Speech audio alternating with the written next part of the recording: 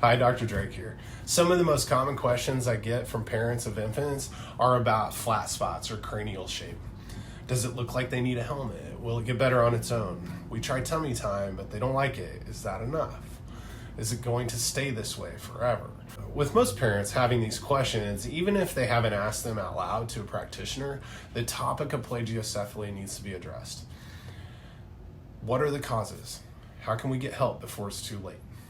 Unfortunately, for most parents, helmets tend to be the only option offered for plagiocephaly by traditional medical doctors and specialists.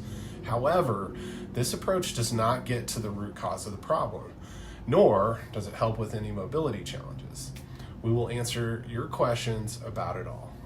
What is plagiocephaly? What causes it? And is a helmet the only way to care for it or treat it? What are the most natural, effective, and gentle ways to care for a child struggling with it? So our patient, as Millie got older, her parents became increasingly concerned as they watched the flat spot on her head get worse and worse. Her pediatrician suggested a helmet, but Millie also faced movement restrictions in her neck and jaw. And they knew the helmet would do nothing to help with those challenges. So mom and dad tried to keep Millie off her back as much as possible, but thank goodness they listened to her gut instinct that kept telling them there was something more going on here, and there had to be a root cause to her plagiocephaly. Plagiocephaly is caused by repeated pressure on one part of the baby's skull, and it's made worse when babies lie or sleep in the same position most of the time. This is a common occurrence in infants, and studies have shown that 20-25% of babies develop varying degrees of plagiocephaly when they sleep on their backs. Plagiocephaly can even start to develop when babies are in the womb. If they are stuck in an abnormal position and their head is tightly pressed against the uterus, this risk is higher with twins or multiples who have even less room in the womb.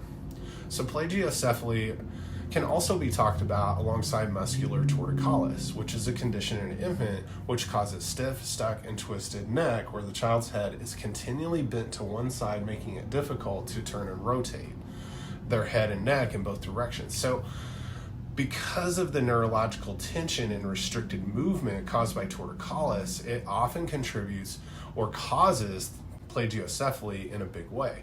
And many children struggle with both conditions simultaneously. Birth intervention, such as the use of forceps or vacuum during delivery, has been associated with an increased incidence of head shape abnormalities. Several studies have investigated the relationship between birth intervention and the incidence of plagiocephaly.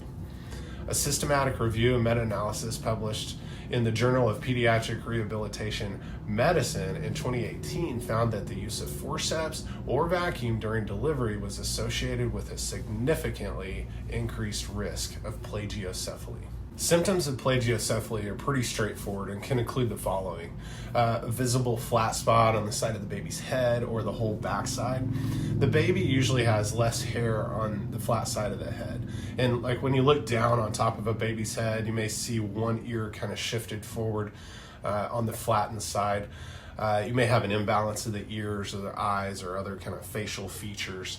But in severe cases, you might have a bulging forehead on the opposite side of the flat head, along with other facial asymmetries. Plagiocephaly itself shouldn't be painful for babies. The risk is that they will struggle to hit their developmental milestones due to the underlying issues with the gross motor function, subluxation, torticollis, and so forth. A recent study shows that delays could carry on into toddler years. We've posted that link down below for you. Additionally, kids with unresolved plagiocephaly could be more susceptible to ear infections and other respiratory infections, since the subluxations and motion restriction limit the body's ability to drain fluid from the ears, move mucus through the respiratory system and the lymphatic systems. What natural and less invasive options are there available to help with plagiocephaly? Well, thankfully today, many parents do just as you are right now, exploring other options for plagiocephaly besides traditional medical recommendations of helmet therapy, physical therapy, and so forth. We strongly encourage you to keep looking beyond those options until you find the ones that truly do get to the root cause. The treatment of plagiocephaly should never require medication or surgical intervention, since the vast majority of cases do not involve a condition called craniosynostosis. Millie's parents weren't very shocked when they saw Millie's neurological insight scans that clearly showed one side of her neck was more stressed and subluxated because of her limited movement. So, in addition to consistent chiropractic adjustments, we encourage ways to support your baby at home as well with the following home care options. Be sure to allow for plenty of tummy time and multiple positional changes. So also try to limit the time your baby spends in bouncers, swings, and car seats. Alternate the side you hold your baby when feeding or carrying. So once Millie started this chiropractic care, her parents began to notice the improvements immediately. Millie shocked her pediatrician by only having to wear her helmet for a very short time. That was super cool. The chiropractic adjustment got her nervous system to a healthier place and cleared out those subluxations, so her neck and jaw could move easily and her skull could continue to grow, mold, and form properly. Millie gained extra benefits, or side benefits that I like to call them, of chiropractic care, including consistent bowel movements and overall happiness. As I mentioned before, so many parents have these questions, and we are happy to answer them for you. Our DMs are always open. For more resources, visit our link in our bio.